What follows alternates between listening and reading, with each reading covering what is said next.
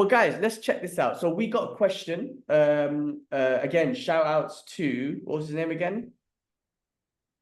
Aaron J. Watchers. Aaron J. Watchers. Thank you so much for asking a question about what you would like to see on the podcast. And your question was, what's our favorite Bruce Lee movie? I've actually got a Bruce Lee t-shirt on right now. Massive fan of Bruce Lee. I got my figure right there. Big Bruce Lee fan. I've got 2 figures there, actually. Listen, for me, bro, again, rest in peace, Bruce Lee, man. Such a legend, man. To this day, man, his legacy will live on forever.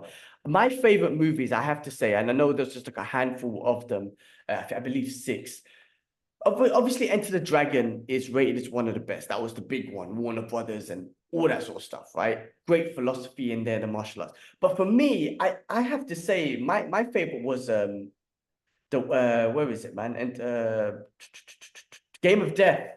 Now I know that got the worst rating. The reason why that's my favorite is because I think that he really, from the martial art perspective, I think Game of Death was the one where he truly kind of expressed the freedom of martial arts. Now they call him, like Dana White, who's the CEO of the UFC, calls Bruce Lee the grandfather of MMA.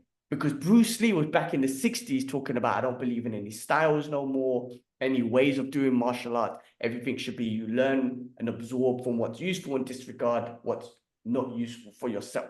So really, he was going out there learning many different martial arts, learning fencing, Western boxing, Kung Fu, Judo, all this sort of stuff, right? And the Game of Death, I think he expressed that fully. And it was obviously he's when he wore the iconic yellow costume. And that iconic yellow costume was a representation of no uniform. Like in the UFC and MMA, they just wear shorts, right? That's what this was kind of representing. I don't wear a uniform. I don't wear a gi. I don't wear Kung Fu suit. I don't wear nothing, right? And then he goes through a level, like a video game, and each level he fights a different style. And what he was trying to prove and show in this movie with his martial arts was, with no style, for me having no style and not being married to one style and being able to flow, I would be able to conquer all martial arts styles, the ones that he fought. So he didn't do style against style. He didn't do his style against their style. He adapted based on the martial arts and the environment and the opponent, be it the wearing a weapon, be it was Kareem Abdul-Jabbar, whatever it is, he showed that. So that's why this is one of my favorites, because I could watch this over and over and be like, it's like a video game. It's like the original Bloodsport and those type of movies. You know, and I feel like it's a free expression of martial arts. It is like MMA, like, and this is back in the 60s. So we're talking about revolution. Sorry, back, well, what, 78 this was, but back revolutionary from a martial art perspective. So I would say this is my favorite, in my opinion. But I love all of them, to be honest with you. It's a good choice, bro. It's a good choice. It's a hard one. I feel like with what Bruce Lee has in his... My one's Fist of Fury. Fist of Fury. Something still so powerful about that movie, about his kind of journey throughout that film of where he was to what he got to towards the end of it. And then how many movies replicated this film after.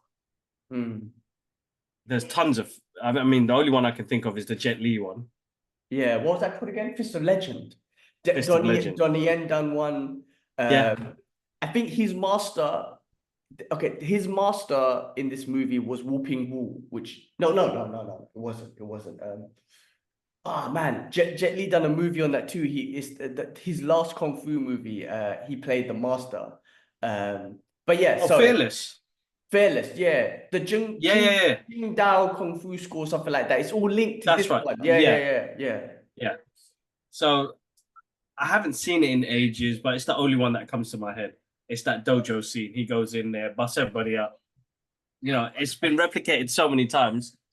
It's still... There's a great, do you know what I was laughing at? It just reminded him of a great comedy sketch by Eddie Griffin where he's talking about that scene. And then he's like, if I was in that class and my guy walks in and busts up the black belts, and then the master's like, you guys go up next. He's like, my shit is yellow, or orange. Bro, that's a funny comedy sketch, but yeah, no, great scene. And obviously this movie, you know, showed the dynamics of, what happened with Japan and China, the dehumanization of Chinese people by Japan, back in World War II and all that sort of stuff. That's right. That's right. But I believe he was, what's his character's name? It's in my head. The Jingwu Kung Fu School, I believe this is the character that opened that school. And in fairness, Jet Li played his master. Oh man, the name's in my head, man, of the character. I should have it. I don't know why it's not here. Is it on there? Go down to the cast. I'm sure it should give you the Shenzhen. There you go. That's it. Yes. Yeah. Brilliant movie. That's a good choice. Good film, man. It's something to watch again. But other movies got inspired by this and still kept the kind of foundations of what this film was in their films as well. So Fist of Fury, the one that Donnie Yen did. I feel like there's other, that scene with, Ip Man took it as well. Yeah. It's one of those scenes that was reused over and over again, but worked so well. But I think I'm trying to remember the ending of this film. This is the one where he jumps up in the air and he kicks the sign, right? Yeah. That's right. Yeah. Kind of ends with like, I think all the police officers because he was wanted for murder, right? Was it murder? Right. Yeah, because he was getting revenge on one, or he was framed. I can't remember, but the police, he jumps up, fly kicks, very epic, and I think the police shoot at him or something like that. Yeah, that's right. Yeah, that's right. So, no, good one. That was a good one. Brilliant. Yeah, thanks for the question, man. Thanks for the question. Yeah, hopefully Aaron. Yeah, you'll tag him on this, right? I will.